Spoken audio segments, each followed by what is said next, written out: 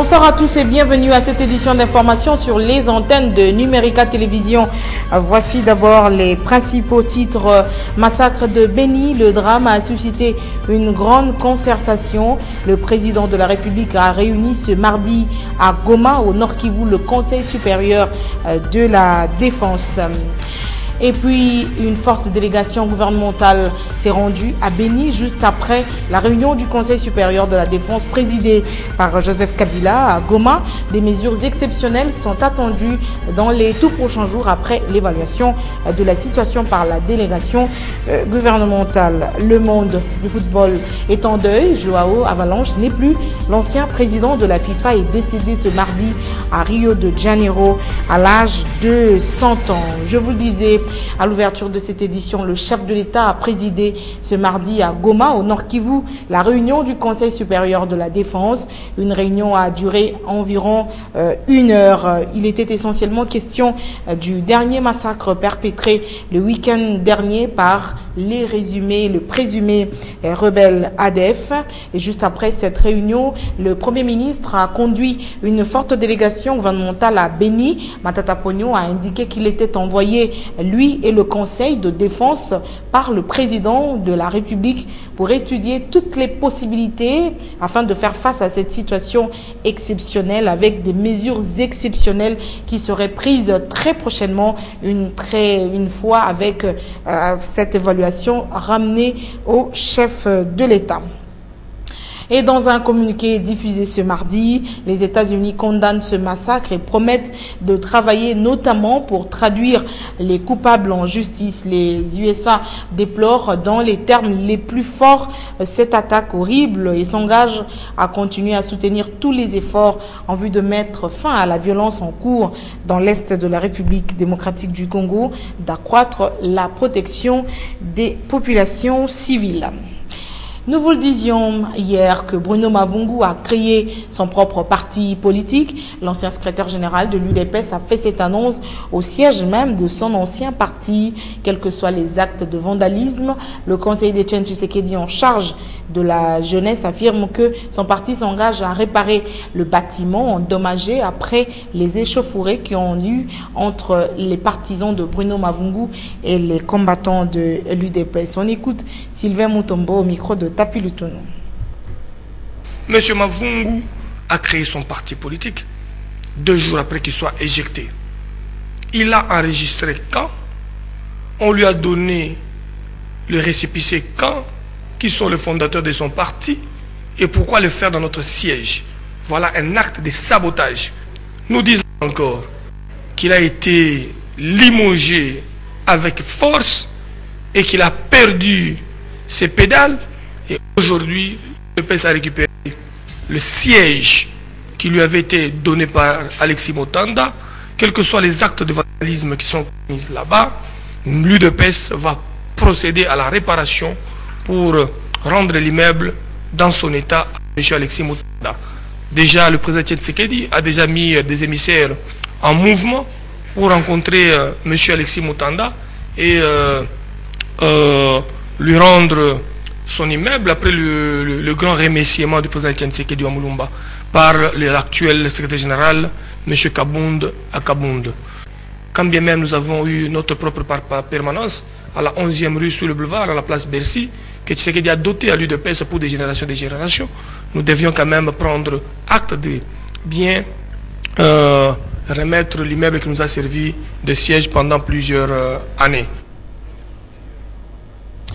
On va revenir sur l'atelier de formation politique organisé dimanche dernier par l'opposition républicaine. Cet atelier, affirme Michel Bongongo, se veut un cadre de réflexion collective autour du dialogue inclusif au service de la paix. Au cours de cet atelier, la plateforme se dit favorable au dialogue qui reste la seule voie de sortie de crise politique qui se profile à l'horizon. Une position soutenue par les cadres de la plateforme. Ils sont au micro de Bienvenue Baboua et Alain Zongola. Nous sommes permanents sur la route du dialogue et que le dialogue est une manière fondamentale de résoudre des problèmes dans la paix. Ça ne sert à rien de faire la guerre et puis après vous vous entendez. Pourquoi nous insistons sur le respect de la Constitution? Pourquoi nous insistons sur le fait que le dialogue doit être inclusif? Pourquoi nous insistons pour qu'il y ait la paix? Pourquoi nous insistons pour que on évite que le moment venu, un troisième élaron vienne nous surprendre comme à l'époque de l'AFDEL?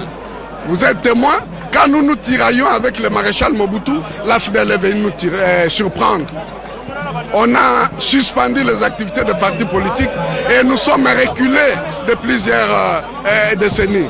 Nous avons besoin d'un dialogue inclusif où il y a la femme, la représentation de la femme, la représentation de la jeunesse. Et je demande au peuple, à la base des groupements pour l'émergence du Congo, de s'enrôler massivement puisque nous avons beaucoup de candidats et à tous les niveaux. Autre chose à présent, à moins de 3 semaines de la rentrée scolaire, les différents marchés de la capitale ne connaissent pas encore l'engouement des parents d'élèves. Ces derniers attribuent cette situation par le manque des moyens financiers. Ils disent attendre avoir des moyens conséquents pour faire les achats. Le constat est fait par Yannick Mbouyamba, Théodore Chitolé. Les fréquentations restent visiblement timides dans les magasins de vente d'objets classiques. Selon les vendeurs trouvés sur place, les ventes ont baissé par rapport aux années antérieures. Ils enregistrent 1 à 2 clients par jour et pourtant le prix des marchandises sont stables. Une situation que déplorent les tenanciers de ces magasins. La vente tourne au ralenti. C'est vraiment difficile pour nous, les vendeurs.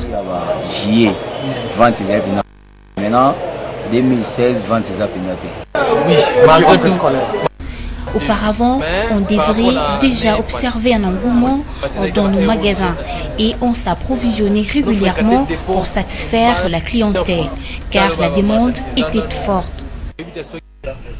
Du côté des parents, c'est la même chanson que nous avons toujours entendue depuis les années antérieures.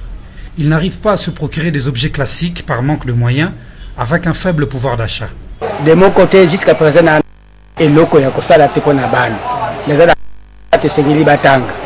Jusqu'à présent, je n'ai rien fait en ce qui concerne les préparatifs pour la rentrée scolaire de mes enfants.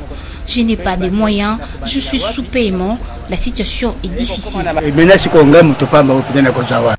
La rentrée scolaire aura bel et bien lieu le 5 septembre prochain sur toute l'étendue du territoire national selon le calendrier scolaire.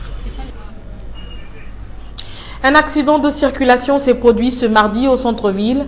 Un chauffeur qui roulait à vive allure a fini sa course dans un panneau de la SNEL au niveau de l'avenue Colonel Lebéa, à quelques mètres de l'immeuble Beautour. Bilan, aucune perte en vue humaine. Selon les témoins, le conducteur fuyait après avoir cogné une Jeep sur le boulevard du 30 juin. Se sentant fautif, le conducteur de véhicule appelé communément Ketch à Kinshasa a pris la poudre d'escampette.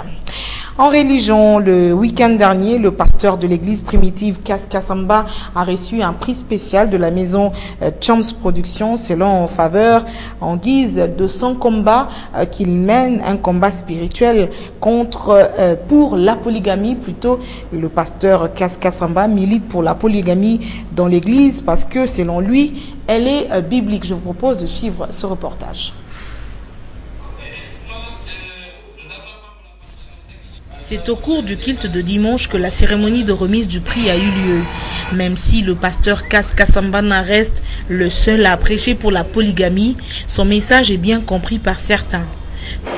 J'ai trouvé par la grâce du Seigneur l'absolue vérité.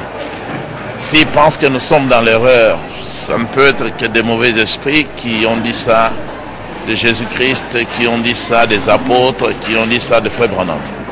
Alors, parce que Christ est en nous, sa parole est en nous, nous ne pouvons pas marcher avec les autres. Nous parlons pour que les autorités comprennent que la polygamie n'est pas un péché.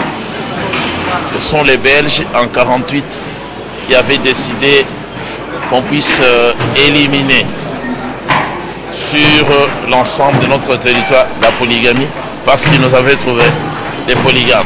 Pour cette lutte, la maison Chams Productions lui décerne ce prix spécial.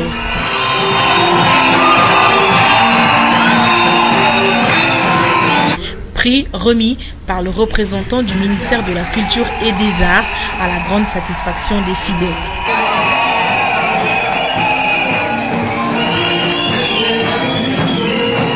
Pour Modeste Tchomba, c'est un encouragement pour tous les efforts menés, des efforts qui cadrent avec les Écritures saintes.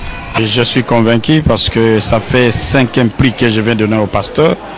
Je n'ai jamais fait de négociations lorsque je prime. Auparavant, j'ai déposé les critères au service de l'État. Ici, nous avons constaté quand il prêchait et quand il disait, il faisait des interventions à la télévision et à la radio, qui nous a permis, parce qu'on n'a pas vu aucun pasteur qui a contredit par des versets publics. C'est pour cela que nous le remettons le prix pour la défense de la vraie vérité sur la polygamie. Le pasteur Kas Kassambana n'en est pas à son premier prix. Il en a déjà reçu plusieurs autres dans le passé, au pays comme à l'étranger.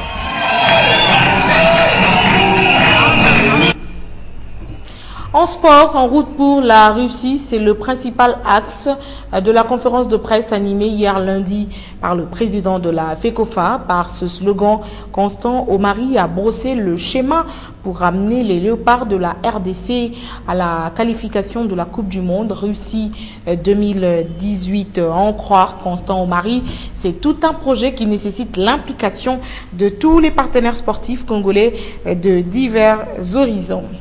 Autre point à aborder, l'annonce du match du 4 septembre entre la République démocratique du Congo et la République centrafricaine dans le cadre de la 6e et dernière journée des éliminatoires de la CAN Gabon 2017, une rencontre qui se jouera en nocturne. Paul Kazozo, Théodore Chitoli. 1974, année de la première participation de la République démocratique du Congo, alors Zaïre, premier pays africain subsaharien avec les léopards à la phase finale de la Coupe du Monde en Allemagne.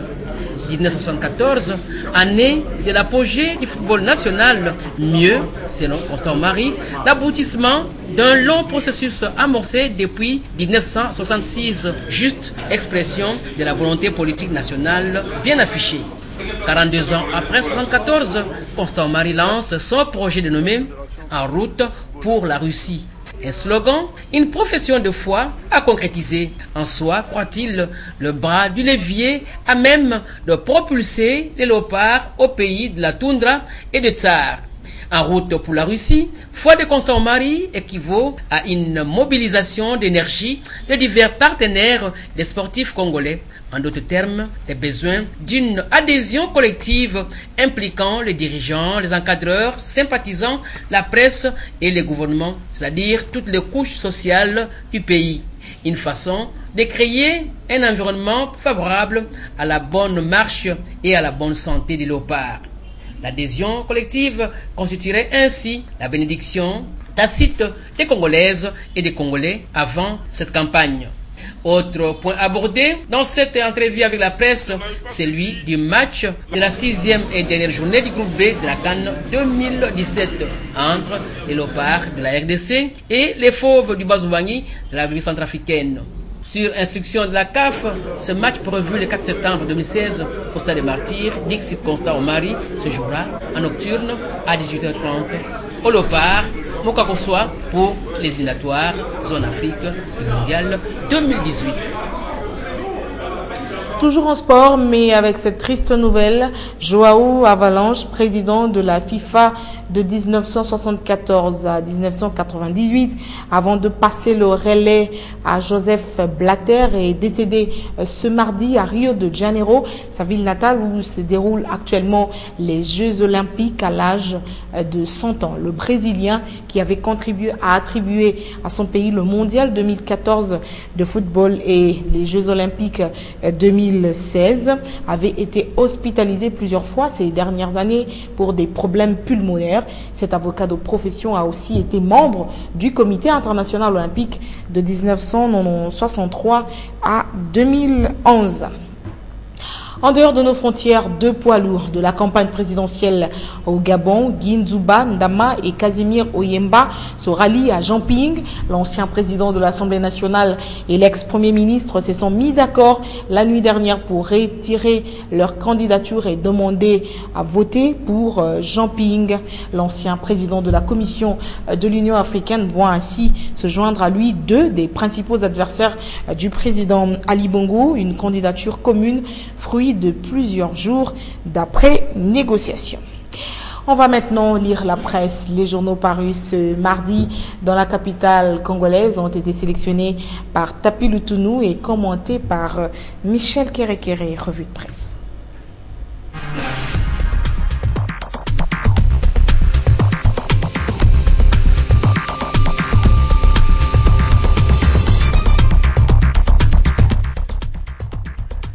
Des réactions après le massacre de Béni. Le G7 plaide pour les FARDC. Dans un communiqué dont une copie est parvenue à la manchette, la plateforme qui soutient Moïse Katumbi condamne énergiquement cet acte odieux et barbare. Le G7 met le gouvernement devant ses responsabilités tout en lui demandant avec instance de mettre davantage de moyens conséquents à la disposition des FARDC. Pour le pape François, cité par le phare, ces massacres se perpétuent dans un silence honteux. Ces populations font partie de celles qui n'ont pas les moyens d'attirer l'opinion publique mondiale, a-t-il encore regretté, avant de prier pour que Marie obtienne pour tous des sentiments de compassion, de compréhension et de concorde. Et la réponse de Joseph Kabila sur ces massacres est attendue aujourd'hui. Selon l'avenir, le chef de l'État va présider à Goma au Nord Kivu une réunion sécuritaire dans laquelle des mesures concrètes seront annoncées afin de mettre un terme à l'activisme des terroristes ougandais de l'ADF Nalu. Chassé de l'UDPS, Bruno Mavungu crée son propre parti. L'information pourrait étonner plus d'un observateur de la scène politique congolaise, note La Prospérité. L'ancien secrétaire général de l'Union pour la démocratie et le progrès social, fraîchement révoqué, se hisse à la tête de l'Union des démocrates pour la renaissance du Congo. Entre-temps, Forum des As nous apprend que les pionniers de l'UDPS annoncent avoir pris des mesures conservatoires en vue de préserver les intérêts supérieurs du parti et du peuple congolais. D'après Corneille Moulumba, Étienne Tshisekedi n'engage plus l'UDPS et ce jusqu'à ce qu'il ait pris des distances avec le rassemblement. La percée croit savoir les raisons qui ont poussé les pionniers de l'UDPS de chasser Étienne Tshisekedi. C'est pour avoir désobéi au règlement du parti. Dans une déclaration, les pionniers de l'UDPS lui interdisent d'utiliser la dénomination UDPS et demande à la justice de les aider à récupérer les symboles de l'UDPS tant à l'intérieur qu'à l'extérieur du pays. En société, après 3 mois de fraîcheur à Kinshasa, la saison sèche laisse la place à la pluie. Tempête des tropiques affirme que les Kinois doivent se préparer à accueillir la première pluie qui, généralement, cause d'énormes dégâts matériels et humains dans la capitale.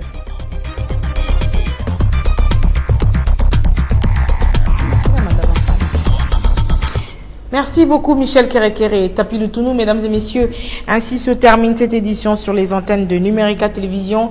Mais sachez que le drame de Béni a suscité une grande concertation. Le président de la République a réuni ce mardi à Goma, chef-lieu de la province du Nord Kivu, le Conseil supérieur de la Défense.